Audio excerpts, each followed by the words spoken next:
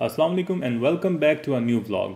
इस व्लॉग में आपको बताऊंगा कि मैंने अपना 60 kg कैसे रिड्यूस किया इन जस्ट 6 मंथ्स। 139 पे मैं कुछ ऐसे था और 79 पे मैं कुछ ऐसे हो गया। ये बड़ा मज़ेदार व्लॉग होने वाला है। इसमें एक बहुत बड़ा गिव अवे भी है, आपने एंड तक देखना है। यार ये वाली फुटेज मैं सारी ज़िंदगी नहीं भूल सकता, जब मेरी 6 महीने की एक मेहनत मेरे लिए रंग लेके आई थी। 139 kg से मैं कम करता करता 79 kg को भी बीट कर गया था। कैसे मुझे मोटिवेशन मिली, क्या मैंने डाइट प्लान सेट किया, क्या एक्सरसाइजेज वगैरह मैंने की, और लास्ट में क्या मैंने गियर यूज़ किया, मैं इस व्लॉग में आपके साथ सभी चीज़ें शेयर करूँगा बड़ी डिटेल के अंदर। और यार हिम्मत है मेरे इन बूटों की। ये स्केचर्स थे जो कि मैंने अपनी एक्सरसाइज करने से भी कोई 1 साल पहले के लिए हुए थे, और 60 kg तक इन्होंने मेरा बड़ा साथ दिया है।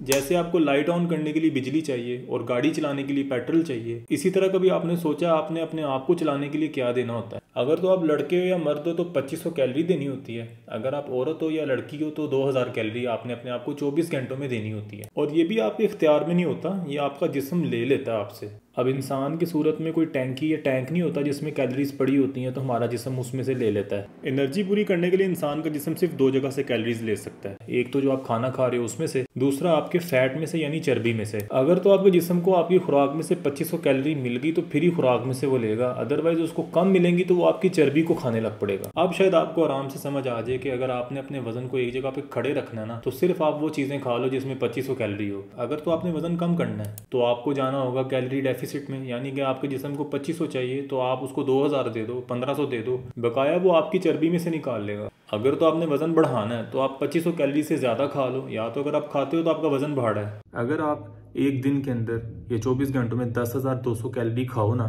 तो आपके ऊपर 1 किलो फैट चढ़ जाता है, यानी कि 1 किलो चर्बी चढ़ जाती है आप पे। वो कैसे चढ़ती है? 2500 तो आपके जिस्म ने नेचुरली बर्न कर दी, जो कि अल्लाह ताला ने एक निज़ाम बनाया हुआ है। उसके ऊपर है जो 7700, जिसके बाद 2500 बर्न करने के बाद आपके जिस्म का जो निज़ाम है वो ख़त्म हो जाता है। तो फिर आपके बॉडी का एक जो इम्यून सिस्टम है वो क्या करता है, जो 7700 कैलोरी एक्स्ट्रा खाई होती है ना, उससे बनने वाली चर्बी आपके गालों के नीचे, आपकी बैली में, आपकी लोअर लेग्स में, हिप्स में, जिधर जगह मिलती है उधर स्टोर करने लग पड़ता है। और इसी तरह अगर आपने वेट रिड्यूस करना है ना, तो इसकी ऑपोजिट डायरेक्शन में जाना होगा। यानी कि अगर आपने 10 किलो कम करना है ना, तो 7700 मल्टीप्लाई बाई 10, 77,000 कैलोरीज यानी 77,000 कैलोरीज आप बर्न करो, 10 किलो कम होगा। ये आप एक हफ्ते में करो, एक महीने में करो, ये इस तरह आपने आगे ब्लॉग देखते जाना है और आपको मैं तरीकेकार बताऊंगा कैसे कम करना है। अगर तो आप एक ऐसे लड़के हैं या ऐसी लड़की हैं जो कि अक्सर प्लान बनाते हैं कि अभी डाइट स्टार्ट की और अभी एक्सरसाइज स्टार्ट की, मगर क्या है कि किसी मजबूरी से या लेजीनेस से प्लान पोस्टपोन ही होता रहता है उनका, ये स्टार्ट करते हैं फिर छूट जाता है। तो मैं आप जर्नी देखते जाएं मेरी, फिर मैं आगे आपको कुछ ऐसे शॉर्टकट प्लान्स बताऊंगा जो कि 3 कैटेगरीज के लोगों के लिए, एक नॉर्मल लेजी पर्सन, एक वेरी लेजी पर्सन और एक वेरी वेरी लेजी पर्सन। और ये शॉर्टकट प्लान सुनने के बाद मैं उम्मीद करता हूँ कि काफ़ी लोग जो है ना मोटिवेट होकर अपने ट्रैक पे वापस आएंगे, फिर प्रोफेशनल एक्सरसाइजेस भी बाद में स्टार्ट करेंगे। ड्यूरिंग द व्लॉग में एक स्क्रीनशॉट ऐड करूंगा ताकि आपके लिए थोड़ा आसान हो जाएगा समझना कि किस डेट को मेरा वेट कितना था, मैं एक्टिविटी लाइक एक्सरसाइज कौन सी कर रहा था, मेरा डाइट प्लान क्या था और मैं अपनी डाइट में क्या चेंजिंग लेके आ रहा था। तो गिव अवे अनाउंसमेंट करता जाऊँ। 3 गिव अवेज हैं टोटल, 3। पहला गिव अवे जो है ना 1000 रुपीज़ का है, दूसरा जो है ना 2000 रुपीज़ का, और जो तीसरा गिव अवे है वो बर्डनेस पाइथन बैग का है। 3 गिव अवेज हैं। गिव अवेज में जो मैं क्वेश्चन अभी आपको पूछूंगा ना, वो इस ब्लॉग के रिलेटेड ही होंगे। पहला गिव अवे जिसका जो प्राइस है 1000 रुपीज़ है, वो आपके अकाउंट में ही ट्रांसफर होगा। सेकंड की तरह कि एक मैन को कितनी कैलोरीज चाहिए एक दिन में, और एक वुमेन को जो है ना एक दिन में कितनी कैलोरीज चाहिए। आपने करेक्टली कमेंट बॉक्स के अंदर जो है ना ये बताना है, और चैनल को भी सब्सक्राइब करना है, वीडियो को लाइक करना है। ये 3 छोटी सी रिक्वेस्ट है फर्स्ट गिव अवे में पार्टिसिपेट करने के लिए। ये पतला होने की मोटिवेशन कुछ ऐसे मिली, हम 3 कजन्स थे, मैं था, उमर भाई थे और आसम भाई थे। आसम भाई हमारे ऑलरेडी फिटनेस एंथुसियास्ट थे, उन्होंने अपना रिसेंटली 30 kg रिड्यूस किया था। हम तीनों का प्लान था कि यार रोजे खत्म होते ही छोटी ईद आएगी, छोटी ईद के फौरन बाद हम फिर रनिंग स्टार्ट करेंगे। प्लान बहुत बनते हैं, टूट जाते हैं, खास करके वो जिसमें वेट लूज करना होता है। और ये वाले प्लान में अल्लाह का कोई खास फजलो करम था कि आपके भाई ने 22 मई 2021 को रनिंग स्टार्ट करी थी। रनिंग तो मैंने घर में अकेले ही स्टार्ट कर दी थी, जस्ट ये चेक करने के लिए यार मैं कितनी देर तक कंटिन्यू कर पाता हूँ, और ये जर्नी कितना लंबा होनी थी इसका भी मुझे कोई आइडिया नहीं था। और मुझे इस चीज़ का भी कोई आइडिया नहीं था कि मेरे जो दूसरे कजन थे जिनके साथ प्लान बनना था उन्होंने भी स्टार्ट की है कि नहीं की। 26 मई की रात को उमर भाई का एक मैसेज आता है जो हमेशा के लिए मेरी ज़िंदगी बदल देता है। तो समझिए आज मुझे तीसरा दिन हो गया, मैं तो आसम के साथ कर रहा हूँ सुबह ना नमाज पढ़ के ना फजर 1 घंटा 10-15 मिनट जॉगिंग और वॉक जो है ना, आप भी कोशिश करो अगर ज्वाइन करो में तो थोड़ा स्टेमिना के लिए समझो कि 15 दिन के लिए आ जाओ, साथ ही होता है ना ज़रा कंपनी बन जाती है। एक तो हमारा कज़न्स का ग्रुप भी था और साथ एक नया काम स्टार्ट करने लगे थे, वो था रनिंग का। तो मैं जनाब भागा, फजर की नमाज उधर ही जाके पढ़ी और साथ ही हमने स्टार्ट कर दी इन मॉर्निंग रनिंग। भाई मैं आपको वैसे गारंटी तो नहीं देता, 90% कहता हूँ ये हकीकत है। अगर आप 2 हफ्ते एक्सरसाइज करो ना without diet, without any food control, आप अल्हम्दुलिल्लाह ऑटोमेटिकली अपने ट्रैक पे आ जाओगे कि आप डाइट भी स्टार्ट कर दोगे 2 हफ्ते के बाद और अपनी एक्सरसाइज को भी कंटिन्यू रखोगे। ज़्यादातर लोग क्या करते हैं, डाइट भी स्टार्ट कर देते हैं, बड़ी स्ट्रिक्ट एक्सरसाइजेज भी स्टार्ट कर देते हैं और अपने पे इतना प्रेशर डालते हैं कि वो 1 हफ्ता ही रेजिस्ट कर पाते हैं अपनी उस नीयत को कि वो पतले होंगे। भाई मैंने इस व्लॉग में जितनी भी बातें करनी है ना, प्रैक्टिकली जो खुद जिस पे अमल किया और जो मैंने अपने साथ गुजारा है, अपने साथ बिताया है, मैंने वो आपके साथ डिस्कस करना है। 2 हफ्ते मॉर्निंग में रनिंग्स करने के बाद मेरी नीयत इतना पक्का हो गई कि मैंने सोचा मैं एक व्लॉग भी बनाऊंगा अपनी वेट ट्रांसफॉर्म जर्नी के ऊपर। ये जो ट्रैक मार्किंग थी मैं अपने इस क्लिप के लिए कर रहा था, जो क्लिप आपने मेरे ट्रेलर के अंदर भी देखा था। अस्सलाम वालेकुम। ये जो वीडियो आप देख रहे हैं, इस वीडियो के अंदर मैंने अपना जो बॉडी वेट है वो 139 किलोग्राम से 79 किलोग्राम किया है अल्हम्दुलिल्लाह। अगर मैं थोड़ा सा डाइट के ऊपर बात करूँ ना, स्टार्ट में जब मैंने घर से ही रनिंग स्टार्ट की ना ईद के बाद, तो मैंने सिर्फ चावल खाने छोड़े थे गुरु के कहने पे। गुरु यही समझा रहा था कि भाई चावल छोड़ेगा ना तेरा स्टेमिना थोड़ा जल्दी बिल्डअप होगा। इसी तरह 27 मई को जब मैंने कज़न के साथ रनिंग स्टार्ट की ना, तो मैंने बिस्कुट्स क्विट किए, क्योंकि बिस्कुट्स भी सारी बातें लेता था मैं रूटीन में चाय के साथ, तो खाली चाय और घर के खाने पर फिर मैंने तवज्जो की। या आप कह सकते हो कि जंक फूड क्विट किया था, पिज्ज़ा बर्गर वगैरह वगैरह, और सिर्फ घर के खाने और देसी पे तवज्जो दिया था। बस 2-3 दिन ही गुजरे थे, दिल कर पड़ा थोड़ा डाइट को और बेहतर किया जाए। अब मैं 31 मई के बाद तो सिर्फ घर ही खाना खा रहा था, बाहर जा नहीं रहा था। और मैंने ब्रेकफास्ट अपना छोड़ दिया अंडे स्लाइसेस का, उसको मैंने क्विट किया और रिप्लेस कर दिया अंडे की सफेदियों के साथ। इसके साथ क्या होता था, प्रोटीन मिल जाता था, जिससे हाजमा तेज हो जाता था, जिस्म में ज़रा ताकत आ जाती थी। और अंडे के अंदर इतनी प्रोटीन होती है कि आपका फैट बड़ी जल्दी बर्न करना स्टार्ट करती है। नमक तो वैसे कम डालना चाहिए, मगर आपको स्टार्ट में अगर आपसे खाया ना जाए, आप बोर हो रहे हो, थोड़ा सा चाट मसाला ऐड कर लो, बड़ा चटपटा हो जाता है। इस ब्लॉग में जो सबसे इंपॉर्टेंट मशवरा मैंने आप सब सुनने वालों को देना है वो ये है, मैंने 1 महीना लगा के अपनी डाइट को लॉक किया। यानी कि 1 महीने से पहले मैंने यकदम कुछ नहीं छोड़ दिया, मैंने आहिस्ता आहिस्ता छोड़ा और साथ साथ कुछ खा रहा था, जैसे आपने सुना, मैं आगे भी बताऊंगा। मगर उससे भी इंपॉर्टेंट चीज़ मैंने क्या रियलाइज़ की, मॉर्निंग रनिंग के दौरान मुझसे थोड़ी लापरवाही होगी। मैंने रनिंग के दौरान जंप लगा के फुटपाथ पे चढ़ा, फिर फुटपाथ पे रनिंग स्टार्ट कर दी। अब शुरू में क्योंकि बॉडी बहुत हैवी थी तो मुझे ऐसे करना नहीं चाहिए था, इससे स्टार्ट होगी मुझे नी पेन। और इसमें मैंने एक चीज़ रियलाइज़ की कि एक्सरसाइज करना और नीयत करना पतले होने की बहुत आसान है। सबसे मुश्किल चीज़ है इस नीयत को बरकरार रखना, क्योंकि अल्लाह का लाख लाख शुक्र है, नी पेन के दौरान भी मैंने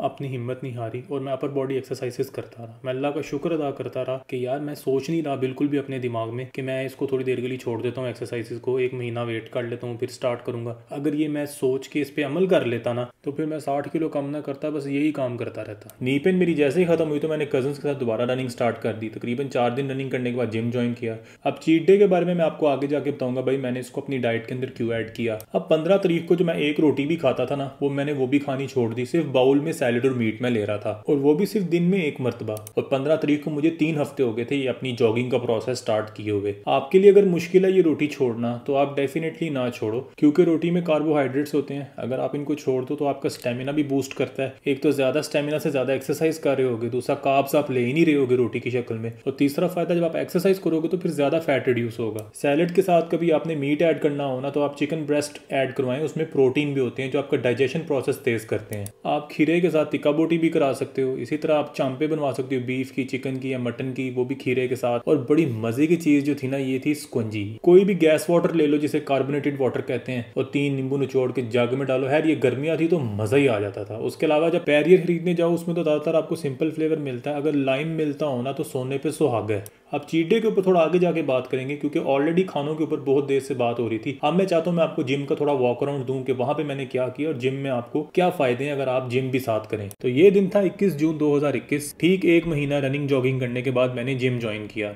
जो जिम अभी आप देखने जा रहे हैं ये सियालकोट में जो सिटी हाउसिंग सोसाइटी है वहाँ पे लोकेटेड है। बहुत कमाल का जिम है। एक्सरसाइज या वर्कआउट करने से पहले आपने कोई गियर और एसेसरीज खरीदनी पहननी होती है, जरा उस पर पहले बात करते हैं। कुछ चीज़ें मैं आपको एक्सरसाइज प्लान के साथ साथ वीडियो में आगे शो करूंगा। जो ज़्यादा इंपॉर्टेंट है वो मैं अभी आपको शो करने जा रहा हूँ। जूते आप जो उनसे मर्जी पहन लो, बस कंफर्टेबल होने चाहिए। जूते मैं स्केचर ब्रांड्स के यूज़ करता रहा हूँ ये पूरे 6 महीने। खरीदे हुए मुझे 2 साल हो गए। कोविड से पहले मैंने खरीदे थे MM आलम रोड से। क्या हिम्मत है इन जूतों की, अभी तक ना फटे हैं ना कहीं से थोड़ा सा ग्लू भी इसकी लूज़ हुई है, और बस थोड़ा सा मगजी इसकी ख़राब हुई है, बट जूते अभी भी मैं यूज़ कर रहा हूँ। शोल नीचे से थोड़ा फ्लैट होना था, वो तो इसलिए क्योंकि इस पर मेरा इन्होंने वज़न भी बर्दाश्त किया, सड़क पे भी दौड़ लगाई है, घर भी लगाई है, जिम भी किया है। कमाल की यार क्वालिटी के जूते हैं, बट ज़रूरी नहीं है कि आपने यही खरीदने, आप कोई और भी खरीद सकते हैं। अब दूसरी सबसे इंपॉर्टेंट चीज़ थी फिटनेस ट्रैकर। कम से कम आप अपनी फिटनेस को ट्रैक करें ताकि आपको डेली पता हो आप कितनी कैलोरीज बर्न कर रहे हैं, कितने स्टेप्स ले रहे हैं, कितनी देर खड़े हो रहे हैं, कितनी देर मूव कर रहे हैं, कितनी देर एक्सरसाइज कर रहे हैं। अब ज़रूरी नहीं है कि आपने कोई एप्पल वॉच या कोई फिटनेस वॉच लेनी है, आप लेना चाहें तो आप हुआवे, Xiaomi, सैमसंग की भी वॉचेस ले सकते हैं। डिपेंड करते हैं आप किसके यूज़र हैं। मैं एप्पल यूज़र था तो मैं एप्पल वॉच की तरफ आया। अदरवाइज आप चाहें तो मोबाइल में भी कोई फिटनेस ऐप डाउनलोड करके आप मोबाइल में भी एक्टिविटीज़ ट्रैक कर सकते हैं, क्योंकि घड़ी में जितने सेंसर लगे होते हैं वही सेंसर आपके मोबाइल में भी लगे होते हैं। आप अपनी एक्टिविटी को प्रॉपर ट्रैक कर सकते हो। जैसे मुझे एप्पल वॉच बताती है मेरी कि आपने किस किस जगह पे रनिंग की, जैसे कि ये सिटी हाउसिंग सोसाइटी के अंदर मैं रनिंग करता था, किस रोड पे मैं कितनी स्पीड से भाग रहा था। ग्रीन लाइन बताती है कि मैं यहाँ पे फास्ट रनिंग कर रहा था, येलो लाइन बताती है कि मैं यहाँ पे नॉर्मल जॉगिंग कर रहा था, और जो रेड स्पॉट्स अगर आपको नजर आए तो इसका मतलब होता है यहाँ पे मैं वॉक कर रहा था या खड़ा हुआ था। तीसरी सबसे इंपॉर्टेंट चीज़ है आपकी वेट मशीन। एक ही पे वजन करना है, एक ही जगह पे रख के वज़न करना है, और एक ही तरह के कपड़े आपने पहनने हैं जब भी आपने वज़न करना है। इस तरह आपको किसी किस्म का ये डाउट नहीं होगा कि यार मशीन आज वज़न ज़्यादा बता रही है, कम बता रही है। मेरे पास एक कांस्टेंट कंपनी की मशीन थी जो कि मैंने वैसे ड्राइवर को बेच के मंगवाई, और बड़ी कमाल की वो मशीन लेके आया। वज़न ये दूसरी मशीनों से 1 किलो आधा किलो ज़्यादा बताती है। इसमें एक मेमोरी फीचर भी है, जब आप खड़े होते हैं तो आपको बताती है पहले आपका इतना वज़न था, अब इतना वज़न, इतना डिफरेंस है। माइक्रो USB के साथ चार्ज हो जाती है। वैसे तो मैंने इसको जब से चार्ज किया हुआ है 2 पॉइंट पे चार्ज करके रख दिया था। ये इसका मॉडल नंबर है। चार्जिंग इसकी 6 महीने पहले भी इतनी थी और अभी भी इतनी है। चार्जिंग का कोई ऐसा इशू नहीं। ग्लास लगा, थोड़ी फ्रेजाइल है, ध्यान रखना पड़ता है। चौथी सबसे इंपॉर्टेंट चीज़ है भाई आपने पहनना क्या है। मुझे मेरे कज़न उमर भाई ने रिकमेंड किया कि यार मैंडीज़ के ट्राउजर्स ट्राई करके देखो, बहुत कंफर्टेबल और ब्रीथेबल हैं। और जो सीज़न जा रहा था गर्मियों का उसके अंदर तो ये बहुत मज़े के रहे। 2 महीने बाद जब मेरी थोड़ी वेस्ट कम हुई तो मैंने इनकी ऐड देखी, मैंने साथ ही वहाँ पे इनकी वेबसाइट पे गया, मैंने एक्सेल साइज़ का ट्राउज़र ऑर्डर किया। मुनासिब सी प्राइस में बहुत अच्छी क्वालिटी जब आपको मिलती हो तो और आपको चाहिए क्या। तो इनकी क्वालिटी नो डाउट बहुत अच्छी थी। अब आप सोचते हो कि यार ये क्या पहन रहे हो, स्पोर्ट्स ट्राउज़र पहनने थे, ये तो सोने वाले हैं रात को या घर बैठने वाले ट्राउज़र्स हैं। भाई मैं देसी सा बंदा हूँ। स्पोर्ट्स ट्राउज़र आपको पता है बने भी इसके होते थे पॉलिस्टर के, उनमें गर्मी काफ़ी लगती थी, तो मैंने यही प्रेफर किया। मज़े की बात एक्सरसाइज करने के दौरान ये बहुत कंफर्टेबल थे। धोना मैंने इनको हर 2 दिन बाद होता था। खुद ही मैं बेसन में इसको एक स्कूप डाल के डिटर्जेंट का आराम से धो लेता था। हैंड वॉश ही करता था, ज़रा इनकी एज ज़्यादा देर निकल जाती है, फिर बाद में इसको हीटर पे ड्राई कर लेना। पांचवी चीज़, अगर आप पहन लो तो ठीक है, अगर नहीं भी पहनो तो कैसा मसला नहीं, मगर ये टॉवल से जान छुड़ा देता है। ये एक हेडबैंड है जो कि टॉवल मटेरियल का ही बना होता है। ये मैंने काफ़ी देर पहले स्पेन से खरीदा था, तो यहाँ से भी आपको Daraz.pk से आराम से मिल जाएगा। तो ये हेडबैंड जो है ना आपका पसीना काफ़ी अब्सॉर्ब करता है। टॉवल वाली जो सिर खपाई होती है ना, हर वक्त टॉवल से पोछा लगाना, वो फिर आपकी जान छूट जाती है। एक पाकिस्तानी ब्रांड है जिसका नाम है हसलर्स ओनली। मैंने इनकी काफ़ी तारीफ सुनी थी कि बहुत हाई क्वालिटी का फिटनेस गियर बनाते हैं। I will link them in the description. तो ये जो ब्रांड है इनसे मैंने कुछ चीज़ें मंगाई थी, जैसे कि ये रनिंग वेस्ट थी, क्योंकि रनिंग तो मेरा भाई जुनून था। तो इसमें आप अपना फ्रंट पॉकेट में आप अपना मोबाइल रख सकते हैं, अनबटन करके यहाँ से आप अपनी क्लियर विंडो के थ्रू अपनी कोई नोटिफिकेशन आ जाए वो आप चेक कर सकते हैं। ऊपर एक छोटी सी जिपर पॉकेट है, इसमें आप अपनी को वायर्स, हेडफोन्स या कोई भी ऐसी चीज़ें वगैरह रखना चाहें तो आप वो रख सकते हैं। यार ये जो चीज़ थी ना, ये एक रेगुलर रोप, स्किपिंग करने वाली रोप है, मगर यार मेरी उम्मीदों से ज़्यादा कमाल की चीज़ थी ये। इससे पहले मैंने जितनी रोप्स यूज़ की हैं ना यार, कोई सर को बजती थी, कोई ट्विस्ट हो जाती थी, कोई अपनी क्वालिटी छोड़ जाती थी। अगर आपने जिम में आते ही वार्म अप होना है तो ये सबसे ज़बरदस्त एक्सरसाइज है। अदरवाइज़ हिट के अंदर तो मैं इसको रेगुलरली यूज़ करता रहता था। Definitely recommend this. लास्टली एक सबसे इंपॉर्टेंट चीज़ है एक हाई क्वालिटी की बेल्ट। ये आपको कमर की एक्सरसाइज करने के लिए मस्ट पहननी होती है, अदरवाइज इससे आपकी कमर खिसक सकती है। बेल्ट आप यूज़ करते हो अपनी कमर की एक्सरसाइजेज के लिए, स्क्वाट्स हो गए, डेड लिफ्ट हो गया और भी वगैरह वगैरह। Now let's talk about the gym exercises. अब जिम के अंदर आप 3 ही तरह की एक्सरसाइजेज करते हैं, या वेट लिफ्टिंग करते हैं, या आप क्रॉसफिट एक्सरसाइजेज करते हैं, या आप कार्डियो करते हैं। वेट लिफ्टिंग के बारे में तो आपको पता ही होगा, आपने बचपन से सुना होगा, जो आप वेट उठाते हैं अपनी चेस्ट से, बाजुओं से, अपनी टांगों से। इसी के साथ जो कार्डियो होती है, इसका मतलब होता है जो आप साइकिलिंग करते हैं, ट्रेडमिल करते हैं, एलिप्टिकल। और उसके बाद जो लास्ट में है ना क्रॉसफिट, ये क्या चीज़ है? ये डिफरेंट किस्म की एक्सरसाइजेज का एक मजमूआ है, यानी कि कुछ ग्रुप ऑफ एक्सरसाइजेज को क्रॉसफिट एक्सरसाइजेज कहते हैं। मैं आगे जाके करूँगा भी और साथ साथ आपको दिखाऊंगा भी। अगर आप ये व्लॉग देख रहे हो कि आपने भी वेट रिड्यूस करना है, चाहे अगर आप मेल हो या फीमेल हो, doesn't matter, all exercises are same for both. तो क्या चीज़ मैटर करती है कि आपने वेट कितना रिड्यूस करना है। 60 किलो है तो वो भी मैं आपको बताऊंगा, थोड़ा है 30-40 किलो, 10-15 किलो, तो वो भी मैं आपको बताता हूँ। अब मेरा टारगेट क्योंकि 60 kg था, तो मुझे running, cardio, weight lifting, CrossFit, ये चारों एक्सरसाइजेस करनी पड़ती थी। मैं डेली ये चारों नहीं करता था, मैं 2-2 का सेट बना के करता था। 2 एक दिन कर ली, 2 अगले दिन कर ली। इसी तरह ही अगर आपका टारगेट सिर्फ 30 से 40 kg कम करना है, तो आप एक दिन कार्डियो और वेट लिफ्टिंग कर लो और अगले दिन सिर्फ क्रॉसफिट करो। इन केस के आपको लग रहा है कि आपका वजन एक जगह स्टक हो गया है, तो क्रॉसफिट वाले दिन थोड़ी सी साथ रनिंग भी ऐड कर लो।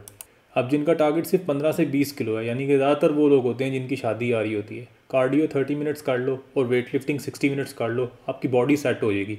लास्ट में वही लोग होते हैं जिनका हल्का फुल्का पेट निकला होता है, उनका टारगेट 10 kg या 10 kg से भी कम होता है रिड्यूस करना, तो वो सिंपली 1 घंटा कार्डियो कर लें जिसमें 30 मिनट्स एलिप्टिकल कर लें और 30 मिनट्स वो ट्रेडमिल कर लें।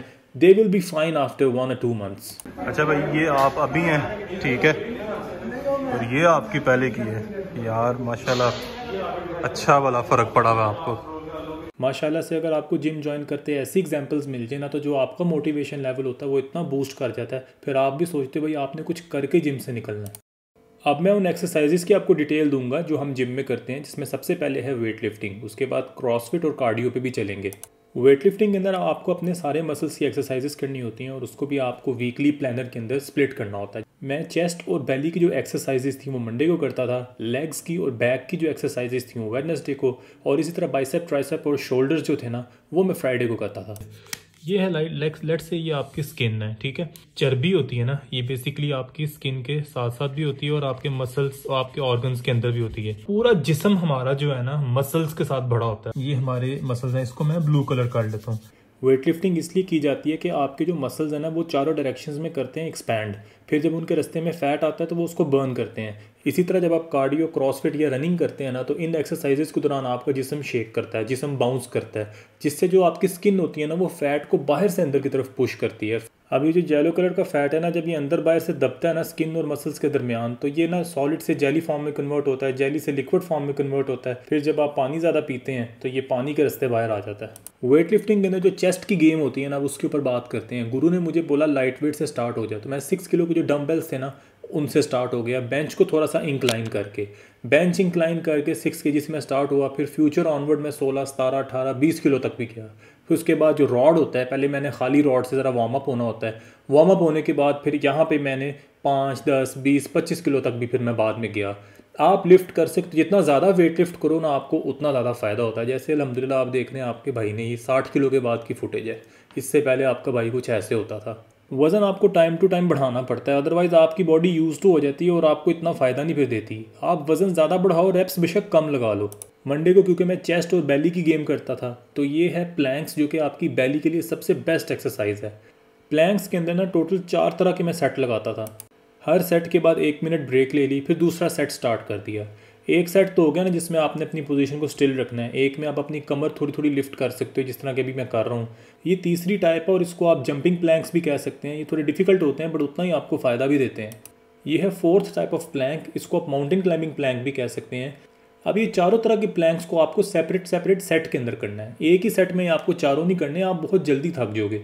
पहले तो 30 सेकंड ही जो है ना बड़ी मुश्किल से एक सेट में निकलते थे। जब आदत पड़ी तो 30 सेकंड से 1 मिनट, 1 मिनट से 2 मिनट, 2 मिनट से 3 मिनट और फिर मैं 5 मिनट तक भी गया था। इस एक्सरसाइज को कहते हैं लेग रेसिस। ये एक्सरसाइज आपकी लोअर बेली के लिए बहुत फ़ायदेमंद है। स्टार्ट में जब मैं शुरू हुआ था मैं सिंपल लेग रेसिस करता था, फिर आहिस्ता आहिस्ता गुरु ने मेरी एक्सरसाइज को अपग्रेड किया। वो मुझे 6 किलो से शुरू हुआ और 16 किलो पे ले गया और इसने मेरी लोअर बेली को ऑलमोस्ट ख़त्म ही कर दिया था। वेट लिफ्टिंग के अंदर मंडे को हम जो है ना चेस्ट की एक्सरसाइज करते थे, वेडनेसडे को लेग्स की और फ्राइडे को बाइसेप, ट्राइसेप और शोल्डर की। ट्यूसडे और थर्सडे को मैं क्रॉसफिट करता था ना, ये बड़ा मजे का पोर्शन है, मैं आगे आपको डिटेल में जाके एक्सप्लेन करता हूँ। तो ये था वेडनेसडे जब मैं करना स्टार्ट हुआ लेग की और बैक की एक्सरसाइज। अगर मैं वक्त में पीछे चला जाऊँ या खुदा ना खास्ता मैं दोबारा मोटा हो जाऊँ ना, तो मैं सिर्फ यही एक्सरसाइजेस करूंगा जो मैं आपको व्लॉग में दिखा रहा हूँ। ये था डेड लिफ्ट, ये आपकी बैक की एक्सरसाइज के लिए होता है ना। तो ये एक्सरसाइज सिर्फ आपकी बैक के ऊपर असरअंदाज होती है, जबकि उसी टाइम पे आपकी लेग्स और आपकी बेली पे ऊपर भी बहुत पॉजिटिव इम्पैक्ट डालती है, बहुत ज़्यादा मैसिव फैट बर्न करती है। और ये था स्क्वाट्स। इन दोनों एक्सरसाइजेज यानी डेडलिफ्ट और स्क्वाट्स के लिए आपको कमर पे बेल्ट पहनना बहुत ज़रूरी है। बेल्ट इसलिए पहनना बहुत ज़रूरी है, इससे आपको कमर की दर्द नहीं निकलती। और ये जो एक्सरसाइज है ये इतना असरअंदाज होती है कि इससे आपकी वेस्ट रातों रात श्रिंक होती है। और इसने तो भाई मेरा पूरा जिस्म ही लीन आउट कर दिया था। मेरे पूरे वेट रिड्यूस करियर के अंदर सबसे डिफिकल्ट एक्सरसाइज ये थी और सबसे ज़्यादा फायदेमंद एक्सरसाइज भी यही थी। इसकी एग्जांपल ऐसे है, अगर आप मर्द हो ना, आपको औरत वाली लेबर पेन्स फील करनी है ना, तो ये एक्सरसाइज कर लो। फिर ये एक्सरसाइज करनी बहुत ध्यान से है, इसमें सब्र और प्रिसीजन बहुत ज़रूरी होता है। फिर ये जो एक्सरसाइज है ये आपकी जो लोअर लेग्स होती है ना, जिन्हें हम पिनियाँ कहते हैं उर्दू में, उनके लिए बहुत फायदेमंद है। ये है बैक की एक्सरसाइज। इसके लिए भी आपको बेल्ट पहनना बहुत ज़रूरी है। हमारी जितना फ्रंट के ऊपर फैट होता है ना बॉडी के, उतना ही फैट हमारी बैक के ऊपर भी होता है। इस एक्सरसाइज में सही पोजीशन बरकरार रखना बहुत जरूरी है, क्योंकि इसमें भी कमर की दर्द का रिस्क फैक्टर बहुत इन्वॉल्व होता है। तो इसे कहा जाता है बेली साइड एक्सरसाइजेस। ये जो बेली की साइड के ऊपर लूज फैट होता है ना, ये उसको रिड्यूस करता है। इसमें आपको कमर को मूव करना होता है और लेग्स को एक जगह स्टेबल रखना होता है। चेस्ट और बेली के बाद आती थी लेग्स की और बैक की एक्सरसाइज। फिर तीसरा जो दिन होता था ना, हम टारगेट करते थे शोल्डर्स, बाइसेप्स, ट्राइसेप्स और कॉलर्स के मसल्स को। दिस इज़ ट्रू कि आपकी बैली पे, आपकी कमर पे और टांगों पे जितना फैट होता है ना, आपकी बाजुओं और कॉलर्स पे इतना फैट नहीं होता, बट फिर भी ये एक्सरसाइज करनी ज़रूरी होती है। बाइसेप, ट्राइसेप, कॉलर, शोल्डर की एक्सरसाइज उतनी ही ज़रूरी है जितनी बैली और लेग्स की ज़रूरी है। अदरवाइज आप ये एक्सरसाइज छोड़ दो ना, आपकी बॉडी की पूरी शेप खराब हो जाती है। अल्हम्दुलिल्लाह फिर रिजल्ट भी लिया इन सब एक्सरसाइजेज से। मैं भी फील करता था कि यार ये इतनी इंपॉर्टेंट नहीं है, ये ज़्यादा इंपॉर्टेंट है। और मेंस को मैं डेफिनेटली ये चीज़ रिकमेंड करूँगा कि जब भी आप एक सेट कंप्लीट करो ना, तो अगले सेट के अंदर वेट एक्स्ट्रा ऐड ज़रूर किया करो, एक ही वेट पे मत रहा करो। ये प्रैक्टिकल बात है, मेरी अपनी आजमाई हुई बात है कि जब मैं ज़्यादा वेट ऐड करता था तो ज़्यादा फैट बर्न होता था। वेट लिफ्टिंग के बाद आपको थोड़े गिल्ट पड़ते हैं, यानी कि आपको बाजुओं में जहाँ जहाँ आप एक्सरसाइज करते हैं वहाँ पे दर्द महसूस होती है मसल्स में 1-2 दिन के लिए। आपको इस चीज़ की इतनी टेंशन नहीं लेनी, जितना इंपॉर्टेंट है आप एक्सरसाइज बस सही करो। अगर आपको 1 महीना हो जाए रेगुलर जिम करते हुए और आप फैट बर्निंग को थोड़ा बूस्ट करना चाहते हो कि जल्दी फैट बर्निंग हो, तो आप सुपर सेट्स पे आ जाओ। उसमें क्या होता है, जब भी आप वेट लिफ्टिंग कर रहे हो, चाहे चेस्ट की, बाजुओं की या लेग्स की, सुपर सेट्स को कहा जाता है बेसिकली नॉन स्टॉप एक्सरसाइज। वो तब होती है अगर आप कोई भी बाजुओं की या लेग्स की गेम कर रहे हो ना, आप कोई भी वेट उठाया हुआ 20 kg, तो 20 kg से जब थक जाओ तो 10 पे आ जाओ, 10 से थक जाओ तो हाफ पे चले जाओ, यानी कि 5 पे। तो इससे आपको ज़्यादा अच्छा रिजल्ट मिलता है। जिम के अंदर जो हम वेट लिफ्टिंग करते थे वो तो आपको डिटेल में एक्सप्लेन किया। अब मैं आपको क्रॉसफिट और कार्डियो के बारे में एक्सप्लेन करता हूँ कि फैट बर्निंग में और वेट रिड्यूस जर्नी में मेरे कितने इंपॉर्टेंट रहे। थोड़ा सा आपको अपनी डाइट के ऊपर रिकैप देता चलूँ कि जैसे पहले आपको बताया, जिम से आके मैं खाता था मीट एंड सैलड, और जब मैं सुबह उठता था ऑफिस जाने से पहले तो मैं सिर्फ अंडों की सफ़ेदियाँ लेता था और उसके साथ कभी एक सेब खा लेना। और अंडों की सफ़ेदियों से भी पहले मैं ना खाली पेट चिया सीड्स के साथ एक पानी का गिलास पीता था। यार इस स्लो मोशन क्लिप के साथ ना मेरी बड़ी मेमोरीज वाबस्ता हैं कि गर्मियाँ स्टार्ट होती मैंने एक्सरसाइज स्टार्ट की, फिर बीच में बारिशों का सीज़न आया, फिर तपती गर्मी, फिर हबस का मौसम आया जब सही सांस भी नहीं लिया जाता था। फिर इवन मैंने अक्टूबर में अपना बेस्ट सीज़न एंजॉय किया एक्सरसाइज का, जिसमें मज़ेदार मौसम था। फिर सर्दियाँ आई, फिर जब मेरी एक्सरसाइज एंड हो रही थी, यानी कि जब मैं 79 को जब मैंने टच किया, उस दिन ज़ीरो विजिबिलिटी थी। यानी अल्लाह ताला ने मुझे सारे सीजन्स भी साथ दिखाए हैं। जिम आने से कोई 1 घंटा पहले मैं जो है ना ब्लैक कॉफ़ी पी लेता था, यानी कि americano.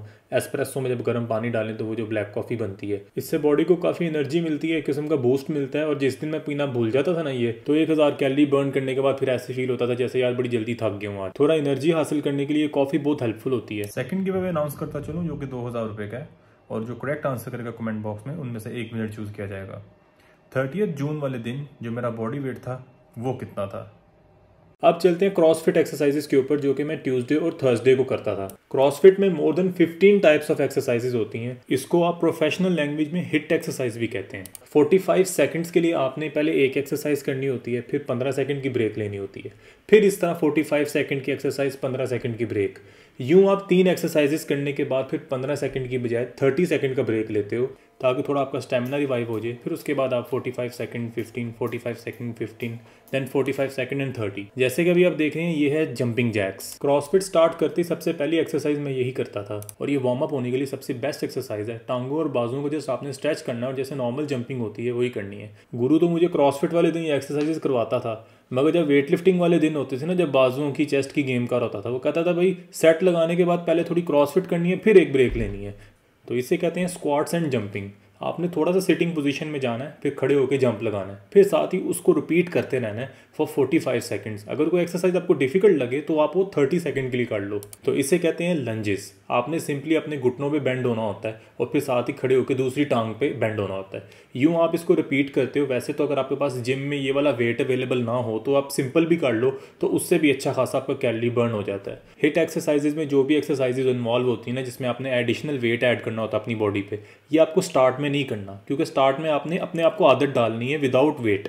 So this is one of the killer exercises of CrossFit. इसे कहते हैं माउंटेन क्लाइंबिंग। आपने अपनी अगली 2 बाजुओं पे सपोर्ट लेनी है और नीचे को स्लिपरी सर्फेस होनी चाहिए, जैसे कि ये आप देख रहे हैं, या पत्थर हो या चिप्स हो नीचे, और इसके साथ जॉगिंग करते रहना है। और ये बहुत फैट बर्न करती है। फिर अल्हम्दुलिल्लाह आपके भाई ने रिजल्ट भी लिया इन चीज़ों से। इन क्रॉसफिट एक्सरसाइजेज को या हिट एक्सरसाइजेज को अगर आप मॉर्निंग में उठ के 1-2 एक्सरसाइज ही बस कर लो ना, आपका सारा दिन बड़ा फ्रेश हो जाता है। अब ज़रूरी नहीं है कि हर जिम के अंदर ये रोप अवेलेबल हो। अगर आपके जिम में हो तो आप अपनी क्रॉसफिट एक्सरसाइज में इसको ज़रूर ऐड करें। यार शुरू में रोप तो करना बहुत ही इम्पॉसिबल था, हार्डली 10 से 15 सेकंड तक होती थी। बट जब मैंने गुरु को करते हुए देखा ना, तो मुझे बहुत मोटिवेशन मिलनी थी। गुरु की तो हर एक्सरसाइज करने का तरीका ही प्रो मैक्स लेवल का होता था, और गुरु मुझे यही समझाता रहता था कि यार छोड़ी ना बस कुछ भी, अपने टारगेट को अचीव करो। 1 महीने बाद देखना भाई तुम भी प्रो मैक्स लेवल पे पहुंच जाओगे। और वाकई यार फिर मेहनत रंग लाती है। ठीक 2 हफ्ते नहीं गुजरे थे तो मेरी बाजुओं में भी जो है ना प्रो मैक्स ताकत आ गई थी। अगर तो आप किसी जिम में जाते हो और वहाँ पे आपको ये रोप अवेलेबल नहीं होती, तो जो हसलर्स ब्रांड की चीज़ें मैंने आपको पहले दिखाई थी ना, उनके पास भी ये रोप अवेलेबल है। तो ये एक नॉर्मल जंपिंग एक्सरसाइज है, या वार्म अप होने के लिए भी कर सकते हो, या अगर आप कभी थक जाओ तो आप 45 सेकंड्स के लिए इसको ऐड कर सकते हो बीच में। तो ये मेरा और उमर भाई का साइड बाय साइड कंपैरिजन है। उमर भाई ने तो रिड्यूस नहीं किया था, उमर भाई को ज़रा फैक्ट्री शिफ्ट करनी पड़ गई थी, तो उमर भाई को बीच में जिम छोड़ना पड़ गया। But hopefully they will join again. कुछ क्रॉसफिट एक्सरसाइजेस को मैं आगे जाके लॉकडाउन वाले कॉर्नर में शेयर करूंगा, जब लॉकडाउन लगा था। अक्सर क्या होता है कि जब दोस्त मिलकर प्लान बनाते हैं ना, यार चला जिम ज्वाइन करते हैं, ज़रा वेट रिड्यूस हो जाएगा, जिस्म फिट हो जाएगा, तो ज़रा प्लान ज़रा जल्दी पक्का हो जाता है। अकेले अकेले कभी आप ज्वाइन करो ना तो प्लान कच्चा पक्का ही रहता है, आप 1 हफ्ता करके कभी छोड़ देते हो। तो अगर आपको उमर भाई जैसे कोई शुगली दोस्त मिल जाए, फिर तो आपका वाकई जिम छोड़ने को दिल नहीं करता और आप जिम को ज़्यादा इन्जॉय करते हो। कोशिश करें जो दोस्त आपके हैवी एक्सरसाइजेज या हार्ड एक्सरसाइजेज ना करते हों, तो उनको आप ज़बरदस्ती मत करवाएं, क्योंकि आप कर सकते हैं। तो ये ना हो कि आपके दोस्तों के साथ उमर भाई वाला काम हो जाए। फैक्ट्री तो उन्होंने शिफ्ट करनी थी, मगर ये एक्सरसाइज भी बेसिकली उनकी लास्ट एक्सरसाइज थी, और इस एक्सरसाइज के बाद से लेकर ना अभी तक जिम और उमर भाई ने एक दूसरे का मुँह नहीं देखा। Now let's move on to the cardio. अगर आसान लफ्ज़ों में समझाऊँ ना, तो कार्डियो में सिर्फ 3 चीज़ें होती हैं बहुत important: cycling, treadmill and elliptical. Cardio मैं अपने वीकली प्लानर में डेली करता था, क्रॉसफिट वाले दिन भी करता था और वेट लिफ्टिंग वाले दिन भी करता था। स्टार्ट में जब मैंने नया जिम ज्वाइन किया था तब मैं साइकिलिंग काफ़ी करता था, बट उसके बाद साइकिलिंग मैंने छोड़ दी थी, क्योंकि ये फैट बर्न करने में इतना इफेक्टिव नहीं होती, मगर वार्म अप होने के लिए बहुत ज़बरदस्त है। मैं ज़्यादातर कार्डियो के अंदर ना ट्रेडमिल और एलिप्टिकल ही करता था। ट्रेडमिल मैंने करनी होती थी तकरीबन 30 to 40 मिनट्स, और हमेशा मैंने फुल इंक्लाइन पे की है। स्टार्ट में क्योंकि मुझे आदत नहीं थी तो मैं हाफ इंक्लाइन पे करता था, फिर 75% पे अगले वीक चला गया, और फिर 3rd वीक को तो भाई मैंने पूरा जितना ट्रेडमिल जा सकती है 15 का इंक्लाइन, यानी कि ज़मीन से कोई 10 to 12 इंच जो है ना ट्रेडमिल हाइट पर चली जाती है। ट्रेडमिल के ऊपर मैं क्या करता था, मैं फुल इंक्लाइन करने के बाद 2 मिनट के लिए 3 की स्पीड के ऊपर करता था वॉक, फिर अगले 2 मिनट के लिए मैं 5 की स्पीड के ऊपर करता था ब्रिस्क वॉक, यानी कि थोड़ी फास्ट वॉक। और ये लाइफ फिटनेस की ट्रेडमिल है, इस वजह से मुझे ये सिटी हाउसिंग का जिम बहुत पसंद था। और इस जिम की एक मज़े की बात तो ये थी कि सारी मशीनें इन्होंने एक जैसी रखी हुई थी, कभी एक बिजी हो तो दूसरी पे चले जाओ, और दूसरी भी सेम वही मॉडल की। 79 kg का टारगेट अचीव करने के बाद मेरा भी दिल किया यार मैं भी ये वाली मशीन ले लेता हूँ, घर कर लिया करूँगा, उसके बाद मैं फिट रहूँगा। तो मैंने जब इसका रेट पता किया ना, ये वाला मॉडल कितने का मिलता है, वो कहता है 16 लाख की आपको मिल जाएगी विद ऑल टैक्सेस इंक्लूडेड। तो मैंने सोचा यार वेट मेंटेन करना है तो बंदा ऑल्टो ही खरीद लेता है, ऑल्टो खरीद के उसको धक्का लगा लेता है, वो ट्रेडमिल की तरह घर तो ना खड़ी रहेगी, उसको उस पर तो बंदा ट्रैवल भी कर लेता है। यार कार्डियो में मुझे जो सबसे मज़ेदार चीज़ लगती थी ना, वो एलिप्टिकल लगती थी, क्योंकि ये एक नशा बन गया था। वो मैं आपको आगे जाके बताता हूँ ये नशा कैसे बना था। अब मैं आपको जनरल नॉलेज के हवाले से एक बड़ी मज़े की बात बताता हूँ। जितना आपका वेट ज़्यादा होता है ना, उतनी आपकी कैलोरी भी ज़्यादा बर्न होती है। अगर आपका वेट कम होता जा रहा है ना दिन ब दिन, तो आपकी कैलोरीज भी कम बर्न होंगी और आपको मेहनत ज़्यादा करनी होगी। अब मेरे मोबाइल के अंदर जो हेल्थ की ऐप थी ना, उसमें वेट के कॉर्नर के अंदर मैंने हर हफ्ते बाद या 2 हफ्ते बाद अपना वेट अपडेट करना होता था, और एलिप्टिकल के ऊपर तो मैं डेली अपडेट करता था। जब भी मैंने क्विक स्टार्ट करना, वेट और टाइम अपना एंटर करना, तो मैं परेशान इस चीज़ से होता कि यार मैं डेली 60 मिनट्स करता हूँ, इवन हर हफ्ते मैं अपना लेवल हार्ड करता जा रहा हूँ, बट कैलोरी काउंट क्यों मेरा कम होता जा रहा है। तो ये फिर मैंने चीज़ गूगल पर रिसर्च की, और गूगल ने मुझे समझाया भाई तुझे टेंशन नहीं लेनी, तुझे फ़र्क तो पड़ा है ना। एलिप्टिकल एक ऐसा नशा है जो कि आपको दूसरी एक्सरसाइज से भगा के ना आपको इधर बार बार लेके आता है, बट आपने ऐसे नहीं करना। चाहे एलिप्टिकल है या कोई भी एक्सरसाइज मशीन है, आपको हर हफ्ते ना अपना लेवल हार्ड करना होता है, एक लेवल अप जाना होता है, अदरवाइज आपकी बॉडी को आदत पड़ जाती है और आपका वेट फिर एक जगह पे स्टक हो जाता है। एक्सीलेंट, 19 मिनट्स में 253 कैलोरीज। यार कोई दोस्त हो ना तो गुरु जैसा होना चाहिए, या आपको बड़ा ही अच्छा कोच कोई मिल जाए और आपके साथ बड़ा हॉनेस्ट होके भी चले। मगर आप नहीं सही तरीके से चल रहे, छुट्टियां करने लग पड़ते हो, एक दिन आते हो एक दिन नहीं आते, कुछ एक्सरसाइजेज जान के छोड़ देते हो, तो फिर इस तरह रिजल्ट नहीं मिलता। माइट भी आप में से कोई वीडियो देख रहा हो और सोच रहा हो कि यार इसने दवाइयाँ भी खाई होंगी पतले होने के लिए, तो ऐसी कोई बात नहीं है, मेरे पास एविडेंस है इस चीज़ का। उस एविडेंस के बाद आपका सब्सक्राइब करना भी फिर बनता है। और ये था कि भाई मैं 2 शर्टें पसीने में भिगो के लाता था, एक तो आप ये रेड स्ट्राइप वाली देख रहे हैं, एक ये थी, और ये एक आप ब्लू शर्ट देख सकते हैं। जब मैं इसको रगड़ता हूँ ना तो शीशे पे नमी आ जाती है पसीने से, और फिर दिल नहीं करता था एक ही शर्ट के साथ में सारी एक्सरसाइजेस करता रहूँ। और इवन के कभी कभी जो है ना शर्टों के साथ साथ मुझे अपना पजामा भी चेंज करना पड़ता था, वो भी आधा भीग जाता था। अब मैं थोड़ा सा आपको गियर्स के अंदर बैक के ऊपर एक्सप्लेन करना चाहता हूँ कि मैं बैक कौन सा बेसिकली जिम में यूज़ करता था। शुरू में मैंने गियर्स के कॉर्नर में इसको इसलिए नहीं एक्सप्लेन किया क्योंकि ये मेरा ही प्रोडक्ट था, तो कई लोग सोचना ये पड़ जाते कि यार ये शायद अपनी चीज़ें बेचने पे लगे हुए हैं, तो मैंने इसलिए जिम को कॉर्नर एंड करके फिर इस बैग को एक्सप्लेन करना था। जब मैंने जिम ज्वाइन किया ना तो मैं स्टार्ट में हैदर 30 लीटर बैग यूज़ करता था। अब जिम में मैं 2 घंटे एक्सरसाइज करता था जिसमें अच्छा खासा पसीना आना, फिर मैंने कपड़े भी चेंज करने होते थे, फिर कपड़ों को, गंदे कपड़ों को सेपरेट रखना, साफ कपड़ों को सेपरेट रखना होता था। फिर प्रैक्टिकलिटी को मद्देनजर रखते हुए मैंने इस बैग को डिज़ाइन किया था। अब पानी की बॉटल है या प्रोटीन शेक है, इसको आप आगे जो स्ट्रेच मैश पॉकेट है उसके अंदर आप डाल सकते हैं। बैग एक सिलेंड्रिकल शेप के अंदर बना है जो कि सीधा खड़ा भी हो जाता है। टॉप के ऊपर एक मैश पॉकेट है जो कि स्ट्रेचेबल है, इसमें आप अपना मोबाइल फ़ोन भी रख सकते हैं, और इसके अलावा आप चाहें तो इसमें अपनी पानी की बॉटल भी घुसा सकते हैं। मैं क्योंकि मेमो बॉटल यूज़ करता था, वो इसके टॉप वाले जो मैश कंपार्टमेंट है इसमें भी बड़े आराम से पूरी आ जाती थी। अब ये जो ऊपर वाला कंपार्टमेंट है इसमें आप अपने ग्लव्स वगैरह रख सकते हैं, उसके अलावा जो हेड बैंड्स हैं, रिस्ट बैंड्स हैं जो पसीना साफ करते हैं, इसको भी आप रख सकते हैं। यहाँ पे रोप स्किपिंग है जो कि वार्म अप होने के अंदर काफ़ी काम आती है, वो भी आप रख सकते हैं। Bluetooth earphones, wallet, car keys और भी जो छोटे मोटे आपके गैजेट्स हैं वो भी बड़े आराम से यहाँ ऊपर पूरे आ जाते हैं। बैग में आपको हर जगह SBS के ब्रांडेड जिपर्स लगे हुए नजर आएंगे। ये जो 2 बटन्स देख रहे हैं मैं इनके बारे में भी अभी आपको बताता हूँ। बैग में जो आउटर डार्क नेवी कलर का आपको फैब्रिक नजर आ रहा है ना, ये ट्रॉपलिन मटेरियल है जो कि बहुत स्ट्रॉन्ग मटेरियल होता है। ये साफ कपड़ों का कंपार्टमेंट है जिसमें मैंने अपनी 2 नई शर्ट्स रखी होती थी हमेशा, और एक ट्राउजर रखा होता था। अक्सर कभी पसीना इतना ज़्यादा आ जाना कि ट्राउजर भी चेंज करना पड़ जाता था। अब टॉवल अगर आप साथ कैरी करते हैं तो इस बैग में एक बड़े मज़े का सीन है। ये जो बटन दिए गए हैं इनका फीचर ये है कि टॉवल थोड़ा सा बाहर लटका के आप बटन कर लें ताकि जिप खुले ना।